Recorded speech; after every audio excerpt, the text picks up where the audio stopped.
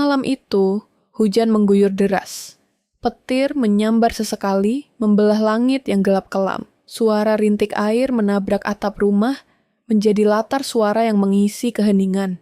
Di sebuah desa kecil di pinggiran Yogyakarta, rumah sederhana milik Pak Arman terlihat sepi. Pak Arman, seorang pria berusia 35 tahun, hidup seorang diri setelah kematian istrinya 2 tahun lalu. Sejak itu, hidupnya terasa kosong, rutinitasnya hanya bekerja di bengkel milik sendiri, pulang sore, lalu menghabiskan malam dalam sunyi. Namun malam ini berbeda. Ada seseorang yang mengetuk pintu rumahnya. Tok tok tok, Pak Arman bangkit dari kursi malasnya, menggeliat sebentar, lalu berjalan ke pintu. Ketika ia membukanya, sosok yang tak terduga berdiri di ambang pintu. Om Arman, aku boleh numpang? Enggak, hujannya deras banget. Suara itu terdengar lirih, nyaris tertelan suara hujan. Pak Arman memicingkan mata. Naya, gadis itu mengangguk. Naya, keponakannya, baru berusia 20 tahun, anak dari kakak perempuannya yang tinggal di kota sebelah.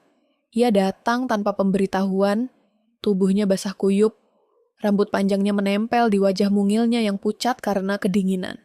Masuk, cepat, kata Pak Arman sambil menarik Naya ke dalam. Gadis itu langsung gemetar saat udara hangat menyambut tubuhnya. Pak Arman cepat-cepat mengambil handuk dan menyodorkannya. Lap badanmu, nanti masuk angin. Naya tersenyum kecil. Matanya berbinar penuh rasa terima kasih. Makasih, Om. Sambil melilitkan handuk di tubuhnya, Naya mulai menjelaskan kenapa ia tiba-tiba datang. Rupanya, ia bertengkar hebat dengan ibunya dan memilih kabur, ingin menenangkan diri. Ia ingat bahwa Om Arman tinggal sendirian dan memutuskan mencari perlindungan di sini. Pak Arman mengangguk mengerti. Ia tak tega mengusir gadis itu kembali ke badai. Mandi dulu, biar badanmu hangat, katanya sambil menunjuk kamar mandi. Naya menurut. Ia berjalan pelan ke kamar mandi, melewati Pak Arman yang sekilas mencium aroma tubuh basah, bercampur parfum lembut dari tubuh gadis itu. Pak Arman menelan ludah. Ada sesuatu yang bergetar aneh di dadanya. Sesuatu yang seharusnya tidak boleh ia rasakan. Beberapa menit kemudian, Naya keluar dari kamar mandi dengan hanya mengenakan kaos longgar dan celana pendek yang dipinjam dari lemari pakaian Pak Arman. Kakinya yang jenjang tampak menggoda. Kulitnya yang putih mulus bersinar lembut di bawah cahaya lampu. Pak Arman berusaha mengalihkan pandangan. Ia mengutuk dirinya dalam hati. Ini keponakannya sendiri. Mau makan, Om punya mie instan. Tawar Pak Arman canggung. Naya mengangguk. Mau Om, aku lapar banget.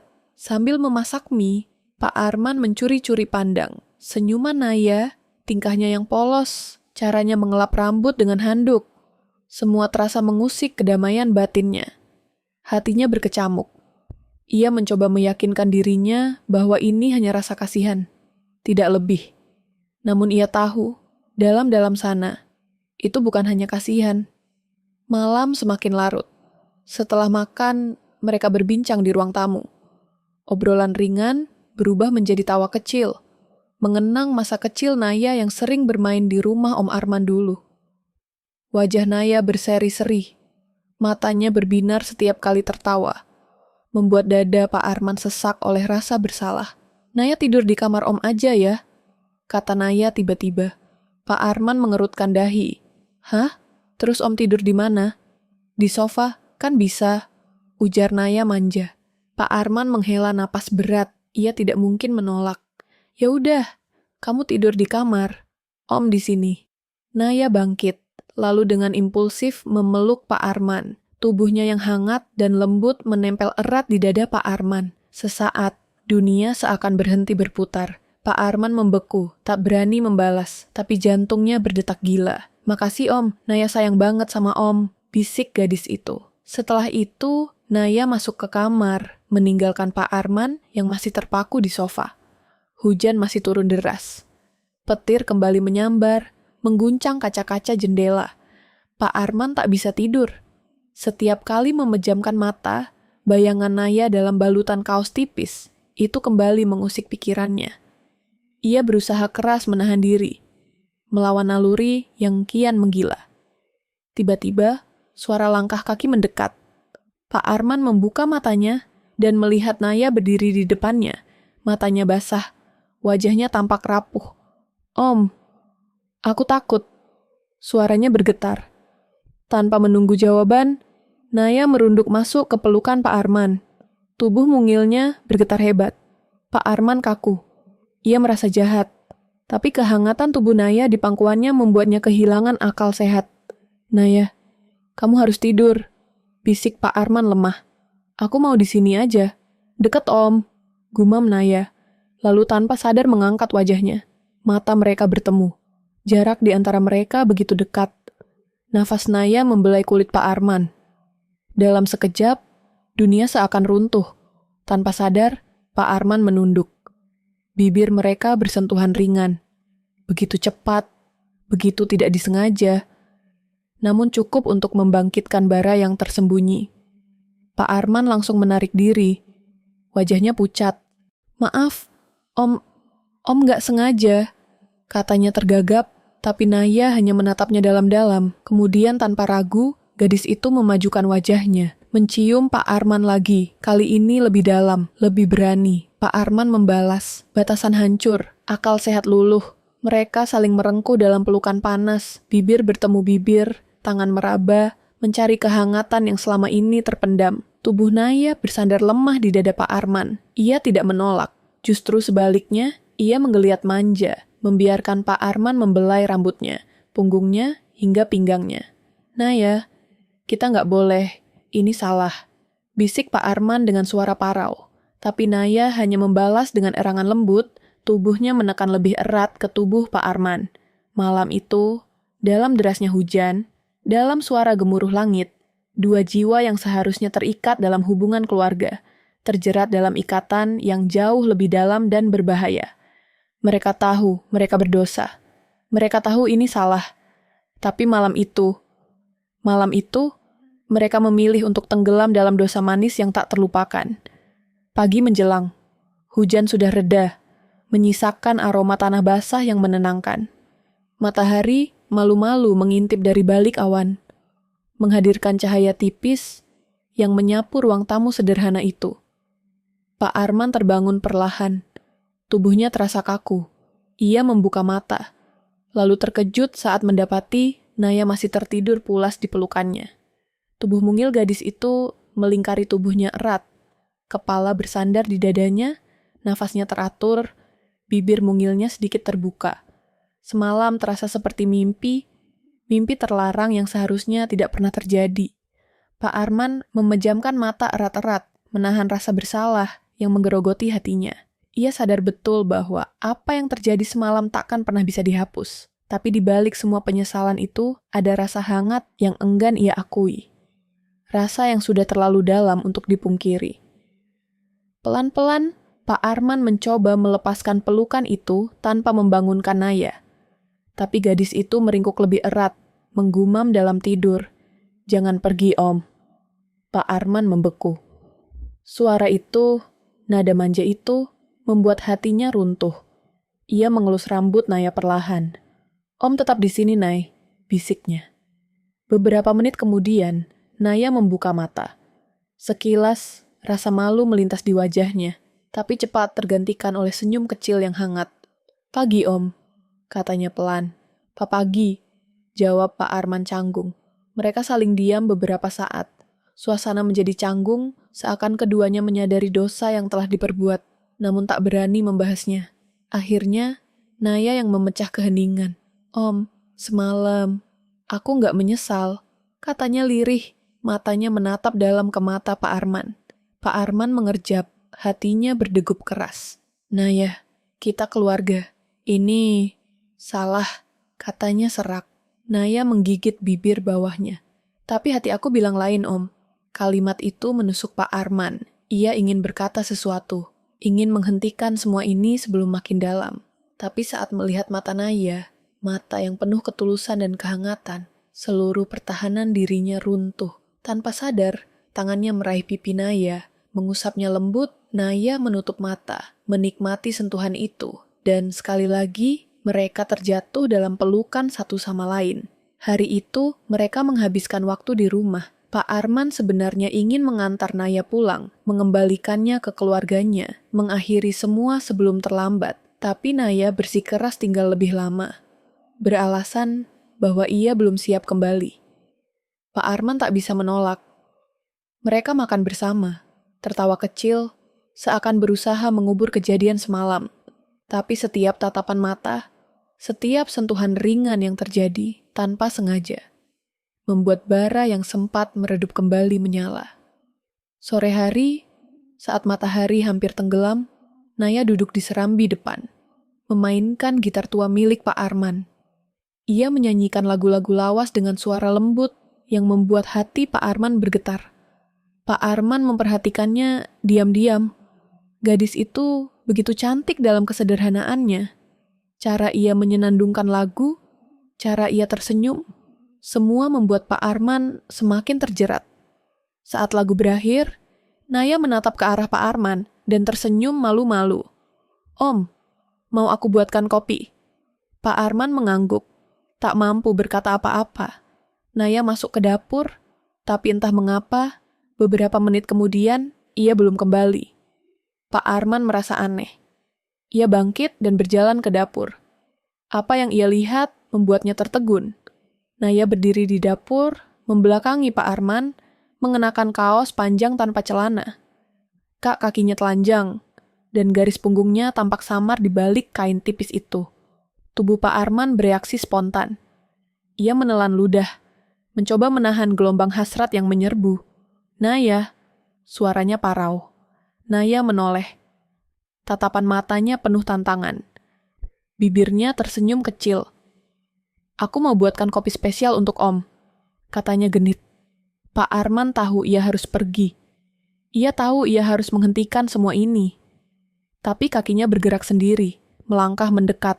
Saat jaraknya tinggal sejangkauan tangan, Naya berbalik dan menatapnya lekat-lekat. "Om, aku mau Om," bisiknya. Kata-kata itu sederhana namun membakar. Pak Arman tak tahan lagi. Ia merengkuh tubuh Naya, mencium bibirnya dengan penuh kerinduan yang meledak-ledak. Naya membalas dengan semangat. Tubuhnya melunak dalam pelukannya. Tangan Pak Arman bergerak di sepanjang punggung Naya, menarik kaos itu hingga terangkat. Naya mengangkat tangan, membiarkan kaos itu meluncur dan jatuh ke lantai.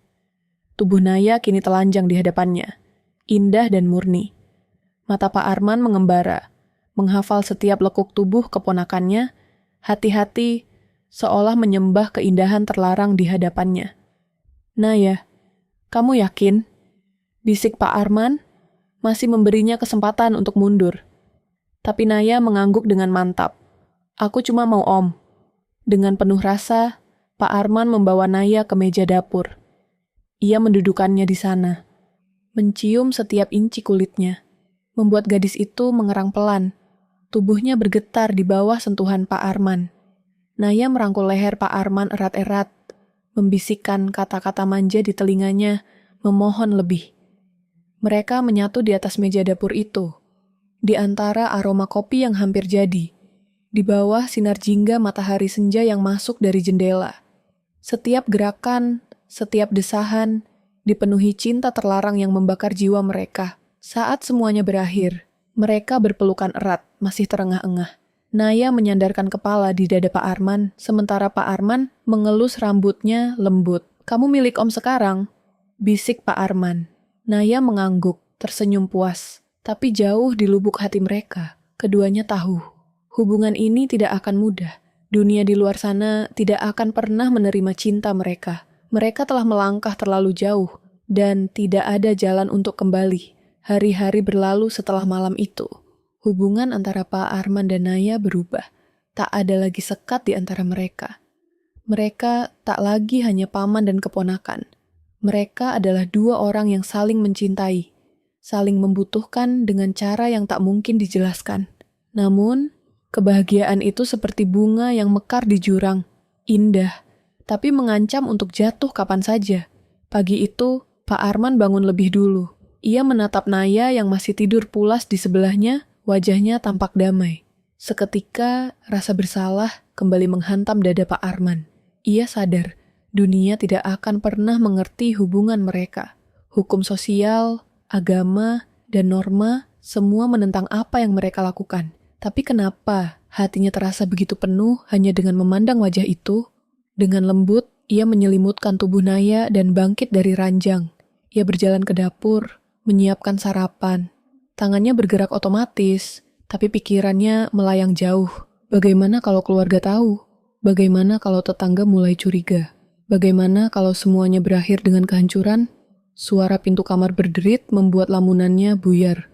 Naya muncul dengan hanya mengenakan kaos besar miliknya. Rambutnya masih berantakan, matanya setengah terpejam. Tapi buat Pak Arman, gadis itu terlihat bagai bidadari turun dari surga. "Selamat pagi, Om." Suara Naya serak manja.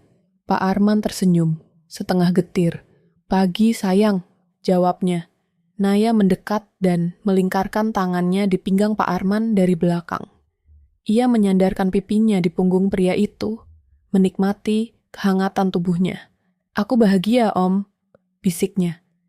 Pak Arman memejamkan mata. Ia ingin mempercayai kata-kata itu. Ia ingin percaya bahwa cinta mereka cukup untuk melawan dunia. Tapi akal sehatnya berteriak, ini salah. Ini tak mungkin bertahan. Hari itu mereka memutuskan untuk keluar rumah. Pak Arman mengajak Naya ke pasar tradisional di kota kecil itu. Berharap suasana ramai bisa mengalihkan pikirannya. Mereka berjalan berdua di antara kerumunan, berusaha bersikap biasa. Tapi tanpa sadar, Naya beberapa kali menggenggam tangan Pak Arman erat-erat, atau sesekali menatapnya dengan mata berbinar. Dan Pak Arman, ia terlalu lemah untuk menolaknya. Mereka membeli sayuran, daging, dan kebutuhan rumah tangga lain. Semua tampak normal di mata orang lain. Tapi, bagi mereka berdua, ada dunia kecil yang hanya mereka tempati. Dunia di mana cinta mereka adalah satu-satunya hukum yang berlaku. Namun, dunia nyata cepat memberi peringatan. Saat hendak membayar di kios sayur, seorang ibu paruh baya, kenalan lama keluarga Pak Arman, mendekat. Arman, ini siapa?" "Anakmu," tanyanya sambil tersenyum ramah. Pak Arman tercekat. Naya, dengan cepat, menjawab, "Saya keponakannya, Bu." "Oh, mirip ya? Lucu, udah kayak bapak anak," kata ibu itu, lalu terkekeh. Pak Arman memaksakan tawa kecil, tapi di dalam hatinya bergemuruh. Komentar sederhana itu mengingatkannya betapa rapuh ilusi mereka. Dunia luar takkan mengerti. Bahkan, sekadar berjalan berdampingan saja sudah penuh risiko. Setelah membayar, mereka buru-buru pergi. Selama perjalanan pulang, suasana jadi sunyi. Naya memandang Pak Arman dengan tatapan sedih. "Om, takut ya?" tanyanya pelan. Pak Arman menarik napas panjang. Ia menepikan mobil ke pinggir jalan dan mematikan mesin. Ia menoleh, menatap wajah Naya yang polos. "Sayang, aku takut kehilangan kamu. Tapi aku juga takut kita hancur," kata Pak Arman lirih. Naya menggenggam tangan Pak Arman kuat-kuat. "Aku nggak mau jauh dari Om. Aku rela jalani apapun, asal sama Om," ucapinya penuh tekad. Pak Arman menunduk, mengecup tangan gadis itu. Hati mereka saling mengikat lebih dalam lagi. Malamnya, hujan kembali turun. Suara rintik di atap seng membawa kenangan malam pertama mereka. Di ruang tamu, Naya meringkuk di pelukan Pak Arman, di atas sofa tua yang nyaman. "Aku pengen di sini terus," bisik Naya. Pak Arman tersenyum sedih. "Kita nggak bisa kayak gini selamanya, sayang." Naya menatapnya. "Kalau gitu, nikahi aku, Om." Kata-kata itu menghantam Pak Arman seperti petir. Menikah? Dengan keponakannya sendiri? Di mata hukum? Di mata masyarakat? Itu mustahil. Tapi di mata hatinya, itu terdengar sangat mungkin. Pak Arman membelai pipi Naya. "Kalau Om bisa, Om akan nikahi kamu saat ini juga." Naya tersenyum. Air mata membasahi matanya. Mereka berciuman lagi, kali ini lebih lambat, lebih penuh makna. Tak ada nafsu membabi buta, hanya cinta murni yang menuntut tempatnya. Mereka saling membuka diri, saling menjelajahi, saling memiliki satu sama lain. Sekali lagi menyatu dalam keheningan malam yang diselimuti hujan. Saat mereka terkulai lelah, Pak Arman berjanji dalam hati, apapun yang terjadi, aku akan lindungi Naya. Aku akan pertahankan cinta ini. Namun, takdir punya rencananya sendiri. Beberapa hari kemudian, sebuah masalah besar muncul. Naya menerima telepon dari ibunya, adik Pak Arman, yang meminta Naya segera pulang. Ada urusan keluarga penting. Ibunya curiga, kenapa Naya belum juga pulang, padahal liburan sudah hampir habis. Naya panik. Apa yang harus kita lakukan, Om? Tanyanya ketakutan. Pak Arman berusaha tenang. Kamu harus pulang dulu, sayang. Biar kita pikirkan jalan keluarnya pelan-pelan. Naya menangis. Aku takut. Kalau aku jauh dari Om, aku nggak tahu harus bagaimana. Pak Arman memeluknya erat. Om akan cari jalan. Om janji. Mereka berpelukan lama, seakan enggan berpisah. Setiap detik terasa menyakitkan. Akhirnya, dengan berat hati, Pak Arman mengantar Naya ke terminal. Mereka berpisah di sana, dengan pelukan panjang dan ciuman cepat yang mencuri di sela-sela keramaian. Saat bus Naya melaju, Pak Arman berdiri terpaku di tempat. Hatinya terasa hampa. Separuh jiwanya ikut pergi bersama gadis itu. Beberapa hari berikutnya, terasa seperti neraka bagi Pak Arman. Rumah terasa kosong. Setiap sudut rumah mengingatkannya pada Naya. Tawa gadis itu, aroma rambutnya, hangat tubuhnya, semua terpatri dalam ingatannya. Ia mencoba mengalihkan pikiran dengan bekerja, memperbaiki rumah, berkebun. Tapi semua itu sia-sia. Malam hari, ia hanya bisa menatap langit-langit kamar, memeluk bantal yang masih tersisa aroma Naya. Hingga suatu malam, teleponnya berdering. Dari Naya, suara di seberang terdengar panik. Om, Mama curiga. Dia tanya-tanya kenapa aku lama di rumah Om. Kenapa aku sering senyum sendiri? Aku takut, Om. Pak Arman terdiam. Jantungnya berdebar keras. Mama suruh aku jujur. Lanjut Naya sambil terisak. Pak Arman menutup wajahnya. Ini buruk. Sangat buruk. Pak Arman duduk di ruang tamu. Matanya terpaku pada ponsel yang bergetar di meja. Suara telepon yang datang dari Naya semalam masih terngiang di kepalanya. Ia tahu. Ini bukan sekadar percakapan biasa. Ini adalah panggilan dari dunia yang selama ini ia coba hindari. Naya, yang sudah kembali ke rumah ibunya, terus merasa terjebak di antara cinta yang tak mungkin mereka tunjukkan dan dunia yang menuntut kebenaran. Tidak ada yang bisa mereka lakukan kecuali bersembunyi dalam bayang-bayang, berjuang dengan rasa bersalah yang kian menggerogoti. Tapi setiap kali Pak Arman memandang mata Naya yang penuh ketulusan, ia merasa semua itu layak diperjuangkan. Malam itu, Naya datang kembali dengan mobil rental. Wajahnya penuh kecemasan. Ia menyusuri lorong rumah Pak Arman. Dan begitu sampai di ruang tamu, hanya ada satu hal yang bisa mereka katakan. Om, aku nggak tahu harus gimana. Mama terus bertanya, kenapa aku tidak pulang lebih cepat? Kenapa aku merasa lebih nyaman di sini? Naya mengeluh, suaranya penuh kebingungan. Pak Arman menatapnya lekat-lekat, mencoba menenangkan. Sayang, kita harus sabar. Kita nggak bisa terburu-buru. Jika sampai terbongkar, semua akan hancur. Namun, meskipun demikian, hatinya bertanya-tanya, bagaimana mungkin mereka terus bersembunyi seperti ini? Semua yang mereka lakukan, semua yang mereka rasakan adalah sesuatu yang tidak dapat diterima oleh dunia luar. Cinta ini adalah sebuah luka yang tak bisa sembuh. Pak Arman tahu bahwa keputusan mereka untuk terus bersama mungkin akan mengarah pada kehancuran. Tetapi, ia juga tahu bahwa ia tidak bisa membiarkan Naya pergi begitu saja. Rasanya seperti separuh hidupnya terikat pada gadis itu. Mereka berdua terdiam. Sementara waktu berlalu dengan penuh kegelisahan. Namun, tiba-tiba suara ketukan pintu terdengar keras, membuat jantung Pak Arman berdetak lebih cepat. Naya, Om. Ini sudah terlalu berisiko, kata Pak Arman, namun Naya memotongnya dengan pandangan penuh keyakinan. Aku tidak peduli, Om. Aku tidak peduli dengan apa yang dunia pikirkan. Aku hanya ingin bersama Om. Namun, suasana berubah semakin tegang ketika pintu terbuka dan Ibu Naya muncul. Melihat mereka berdua dalam keadaan seperti itu, mata Ibu Naya langsung menyala dengan rasa curiga yang dalam. Apa yang terjadi di sini? Kenapa kalian berdua terlihat begitu dekat? Tanyanya, suaranya penuh kecurigaan. Pak Arman berusaha menjaga ketenangannya, tetapi hatinya berdebar hebat. Tidak ada apa-apa, Bu.